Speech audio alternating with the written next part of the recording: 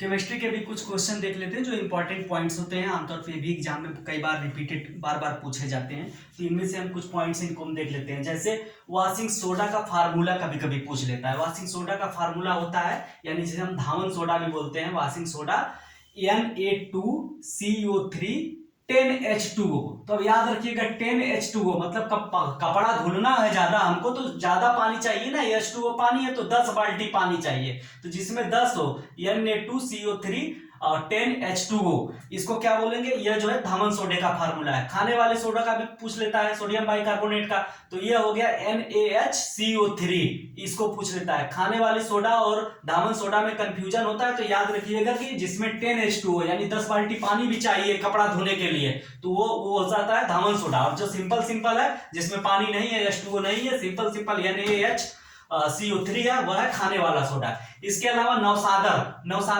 है, नवसादर का फार्मूला होता है NH4Cl NH4Cl। इसको बोलते हैं हम लोग अमोनियम क्लोराइड। अमोनियम क्लोराइड जो होता है नवसादर होता है। इसका क्या काम होता है, इसको हम लोग यूज करते हैं। जैसे अभी बैटरी जो शुरू में बनाई जाती थी, डीसी बैटरी जो बनाई जाती थी, वो सूखी बैटरी होती थी, ड्राई बैटरी होती थी। आजकल जो कारों में बैटरी लगती है उसमें सल्फ्यूरिक एसिड डाला जाता है। सल्फ्यूरिक एसिड का फार्मूला होता है H2SO4।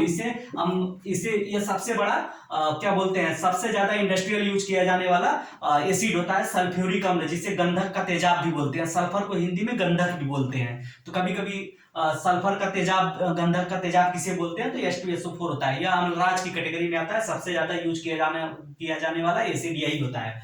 तो आजकल बैटरी में इसको यूज किया जाता है, कॉपर की प्लेट वगैरह डुबाकर इसमें बनाया जाता है। लेकिन शुरू में बैटरी जो होती थी ड्राई होती थी। ड्राई बैटरी बनाने के लिए नवसादर या अमोनियम क्लोराइड का यूज किया जाता था। इसके अलावा इसका यूज टेक्सटाइल इंडस्ट्री भी करती है। टेक्सटाइल इंडस्ट्री जो है कपड़ों को रंगने के लिए, डाई करने के लिए भी नवसादर का यूज किया करती थी। ठीक है।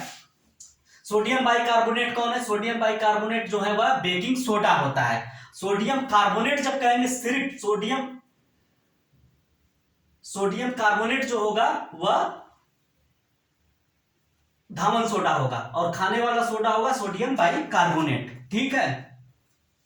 क्या बोलते हैं, अब ऐसे समझ सकते हैं कि कहीं अगर आप गए किसी के यहाँ खाना खाने गए, तो जब आप बाय बाय बोलेंगे ना, उसको खाना वाना खाने के बाद बोलेंगे चलो भाई बाय बाय निकलते हैं, तो खाने वाला सोडा बाय बाय से जोड़ लेंगे। सोडियम बाइकार्बोनेट जो होता है वो खाने वाला सोडा होता है, और सोडियम कार्बोनेट जो होता है वह धावन सोडा होता है। अमोनियम क्लोराइड को नवसादर बोलते हैं, जिसका फार्मूला NH4Cl होता है। इसका यूज कहाँ पे, टेक्सटाइल इंडस्ट्री में कपड़ों को रंगने के लिए किया जाता है, और ड्राई बैटरी बनाने में इसका यूज होता है। इसके अलावा विनेगर कई तरीके का होता है। आजकल बाबा पतंजलि वाले बाबा भी बहुत बेचते हैं विनेगर, जैसे सिरका बोलते हैं, कहते हैं बहुत शरीर के लिए हेल्दी होता है। विनेगर कई चीजों से बनाया जाता है। फलों को बंद करके रखा जाता है, और जो फर्मेंटेशन वाला प्रोसेस होता है वो केमिस्ट्री में हम लोग पढ़ेंगे, फर्मेंटेशन वाला प्रोसेस होता है, तो उसके जरिए इसको बनाया जाता है। तो विनेगर में कौन सा एसिड होता है ये आपको पता कराना है। इसको हम लोग बोलते हैं एसिटिक एसिड।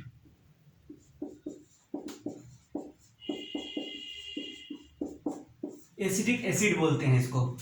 एसिटिक एसिड कहां पे होता है, विनेगर में होता है। इसका यूज क्या किया जाता है, इसका यूज खाने वाले की चीजों में किया जाता है।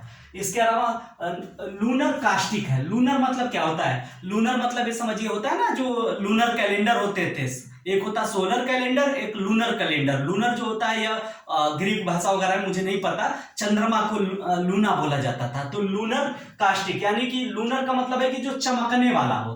तो चमकने के लिए क्या करेंगे, एजी जो फार्मूला होता है वो सिल्वर का फार्मूला होता है। अब अभी बताया था ना कि सिल्वर को SLI मत समझ लीजिएगा या SL मत समझ लीजिएगा, अजीब तरह से ऐसे पूछ भी सकता है।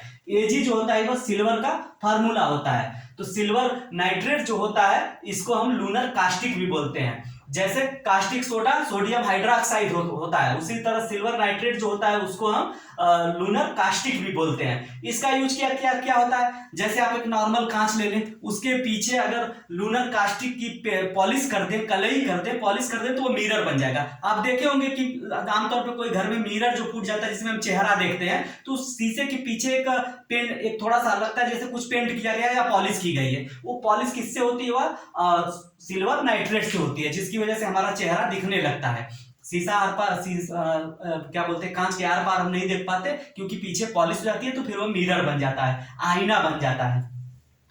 ठीक है, इसके अलावा फोटोग्राफी अब तो डिजिटल हो गया, पहले जो रील आती थी कैमरे में, तो उस रील पे इसका यूज किया जाता था ताकि फोटोग्राफी हो। इसके अलावा इलेक्शन में जब हम जाते हैं तो उंगलियों पे जो निशान बनाया जाता है, जो इंक लगाई जाती है, उस इंक को बनाने में भी इसका यूज किया जाता है। एलपीजी का तो नाम सुने होंगे, लिक्विफाइड पेट्रोलियम गैस। इसमें क्या होता है, इसका सबसे बड़ा इसमें किसका परसेंटेज होता है, ब्यूटेन गैस का होता है, जो 60% होता है। प्रोपेन जो होता है 40% होता है। आमतौर पर यह पूछता है कि एलपीजी में कौन सी गैस होती है, उसमें प्रोपेन ऑप्शन नहीं देगा, ब्यूटेन दे देगा, ब्यूटेन नहीं देगा तो प्रोपेन दे देगा। लेकिन आजकल ऐसे नहीं पूछेगा, अब ट्रेंड बदल रहा है, अब पूछेगा कि सबसे ज्यादा परसेंटेज किसका होता है, तो सबसे ज्यादा परसेंटेज जो है ब्यूटेन का होता है। ब्यूटेन जो है, बी फॉर मतलब बड़ा परसेंट, पी मतलब पुअर मतलब गरीब है, इसका परसेंटेज थोड़ा गरीब है। और इसका क्या है, बिग परसेंटेज है, 60% क्या है, बिग परसेंटेज जो है वह 60% है। तो 60 जो है बिग परसेंट है, बिग से ब्यूटेन। प्रोपेन पुअर टाइप का है, थोड़ा सा गरीब है, या ऐसे समझ सकते हैं कि ब्यूटेन बाप है, बात खत्म।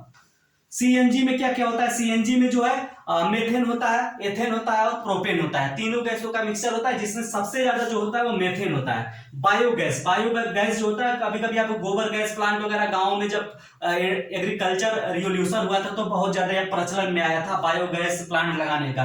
तो बायोगैस और सीएनजी दोनों में ही कौन सी गैस मेन कंपोनेंट है, वह है मेथेन। सीएनजी का फुल फॉर्म भी कभी कभी पूछ लेता है, compressed natural gas, liquefied petroleum gas LPG, और कंप्रेस्ड नेचुरल गैस जो है वह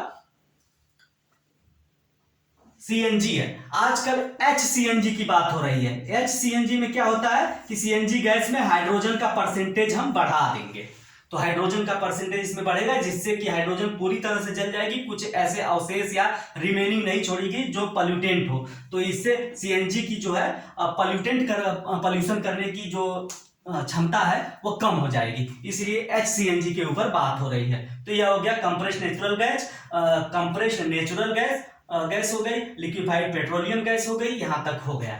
अब आगे आप देखेंगे क्या क्या होता है।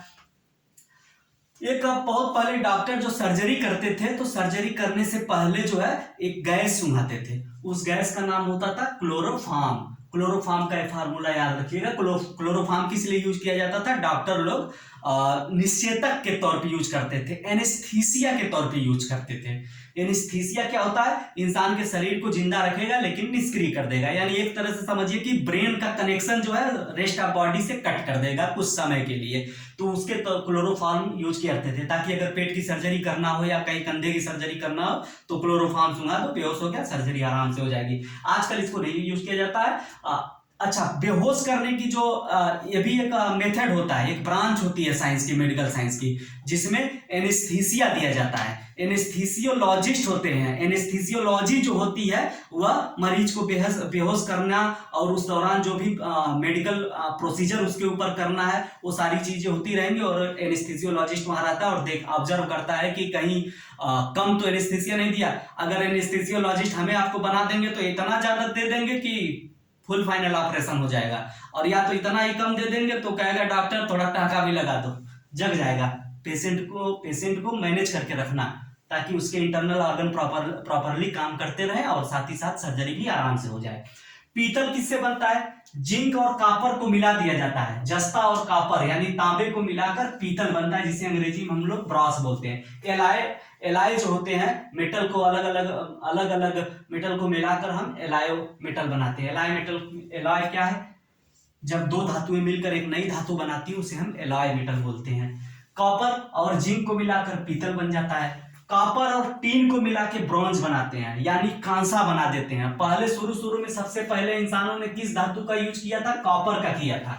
फिर बाद में टीन का पता चला, टीन का फार्मूला Sn होता है, Sn और Cu यानी कॉपर और टीन मिला के लोगों ने ब्रॉन्ज बना लिया।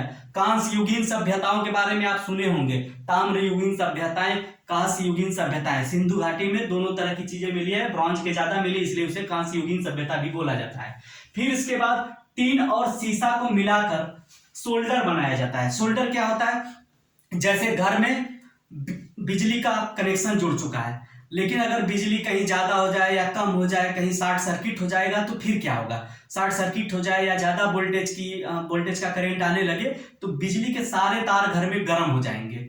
तो एक काम किया जाए कि मेन कनेक्शन से जो घर के तार जोड़े गए उनके बीच में कुछ ऐसा तार लगा दिया जाए जो गर्म होने के बाद जल्दी से पिघल जाए, और जैसे वो पिघल के टूट जाएगा तो पूरा कनेक्शन कट हो जाएगा और घर की मेन वायरिंग जो है और जो भी बिजली के अप्लायंस है और जो भी चीजें हैं, इंस्ट्रूमेंट है, उपकरण है, वो सब सुरक्षित रह जाएंगे। तो उसके लिए जो धातु यूज की गई थी उसका नाम था सोल्डर। सोल्डर को हिंदी में टांका बोलते हैं। तो सीसा यानी लेड और टीन को मिला के जो धातु बनाई गई उसे सोल्डर कहते हैं, और यह फ्यूज वायर बनाने के लिए यूज किया जाता है।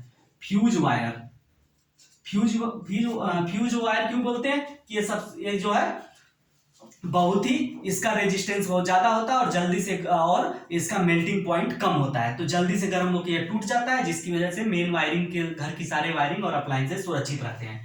इसके अलावा गन सिल्वर क्या होती है? गन सिल्वर भी एक मेटल होती है जिसमें जिंक कॉपर, यानी जिंक कॉपर कहाँ पे है? यहाँ पे है। यानी पीतल में जो है हम जिंक कॉपर मिलकर पीतल बन गया। पीतल बनाने के साथ साथ गलती से उसमें निकेल भी डाल दिए, जैसे ही निकेल डाल दिया वो जर्मन सिल्वर बन गया। जर्मन सिल्वर थोड़ा सस्ता है असली वाले सिल्वर से, तो जर्मन सिल्वर हो गया। इसका यूज भी भिन्न भिन्न चीजों को बनाने में किया जाता है। इसके अलावा आ जाएंगे हम लाफिंग गैस। लाफिंग गैस से भी कई बार क्वेश्चन पूछा कि लाफिंग गैस का फार्मूला क्या है? N2O, नाइट्रस ऑक्साइड जो होता है, नाइट्रस ऑक्साइड जो होता है, ये जो है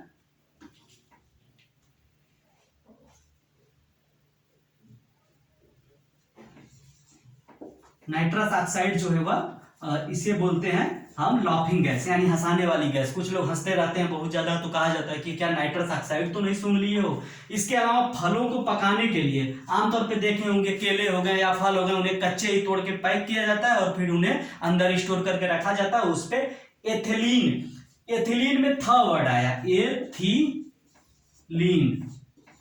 पका हुआ जो फल होता है कैसा होता है? एकदम पक के हो जाता है, एकदम थुलथुला हो जाता है। तो थुलथुला वर्ड जहां पे मिल जाए वहां समझिए कि एथिलीन है। पके हुए फल कैसे पहचाने जाएंगे? पका है, नरम हो गया कि नहीं, टच करके देखते हैं ना कि यह पपीता पक गया है कि नहीं पक गया, केला पक गया कि नहीं। मतलब कच्चा जो फल था और पके फल में यही डिफरेंस है कि कच्चा फल जो होता है वह स्ट्रांग होता है थोड़ा सा, और एक पका हुआ फल थुलथुला होता है। थुलथुला से एथिलीन था वर्ड मिल रहा है, एथिलीन। एथिलीन का यूज किया जाएगा कहां पे किया जाएगा? फलों को पकाने के लिए। C2H4 इसका फार्मूला है।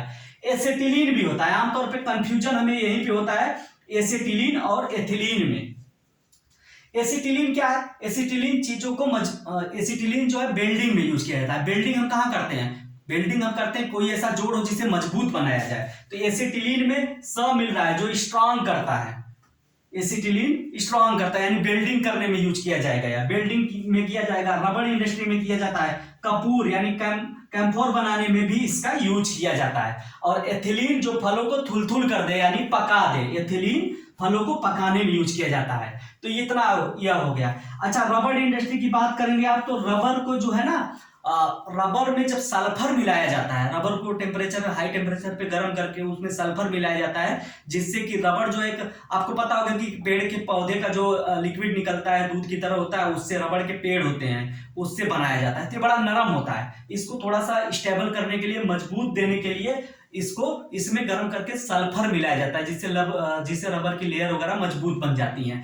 तो इस प्रोसेस को वल्कनाइजेशन बोलते हैं। दो टर्म याद रखिएगा, एक गैल्वेनाइजेशन होता है और एक वल्कनाइजेशन होता है। वल्कनाइजेशन जैसे अगर हिंदी में बोले दांत के ऊपर इनेमल होता है, इनेमल को हिंदी में बोला जाता है दंतवल्क। तो इसका मतलब है दंतवल्क जो होता है हमारी बॉडी का सबसे मजबूत पार्ट है, अंग नहीं है, पार्ट है। इनेमल जो हमारे दांतों के ऊपर एक पतली सी लेयर होती है, हमारी बॉडी का सबसे मजबूत पार्ट है। ये जल्दी घिसता नहीं है, बहुत टिकाऊ होता है।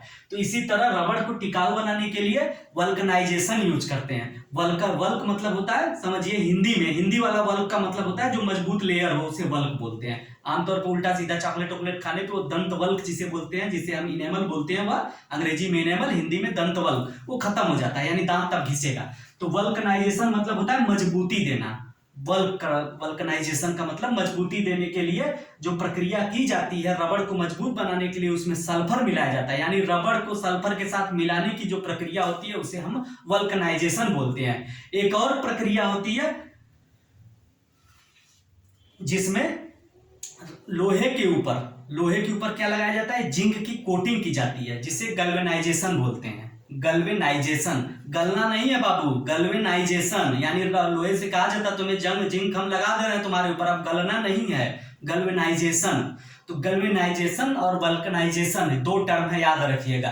गैल्वेनाइजेशन मतलब गलना नहीं है, यानी लोहे को गलना नहीं है, उसके ऊपर जिंक की कोटिंग की जाती है जिससे लोहे के ऊपर जंग नहीं लगेगा, रस्ट नहीं लगेगा, गलना नहीं है, गैल्वेनाइजेशन। ठीक है, इतना हो गया। अब 1 मिनट का ब्रेक लेते हैं, फिर शुरू करते हैं। हाँ, तो फिर से हम लोग शुरू करते हैं ब्रेक के बाद। आप लोगों का फिर से स्वागत है टारगेट फॉर आईक्यू में। अब जल्दी जल्दी इस सारे पॉइंट्स को हम कवर करेंगे। ये भी बड़े एग्जाम पॉइंट ऑफ व्यू से बड़े इंपॉर्टेंट टॉपिक्स हैं, जिनमें से बहुत सारे क्वेश्चन पूछते रहते हैं। सबसे पहले साइटोलॉजी। साइटोलॉजी क्या होता है? साइटोलॉजी मतलब होता है study of cell. Study of cell को साइटोलॉजी बोला जाता है। साइंस की भाषा में साइटो मतलब ही सेल होता है। सेल का मतलब, सेल को सबसे पहले किसने खोजा था? रॉबर्ट हुक ने खोजा था। सेल जो है अपने आप में एक कंप्लीट यूनिट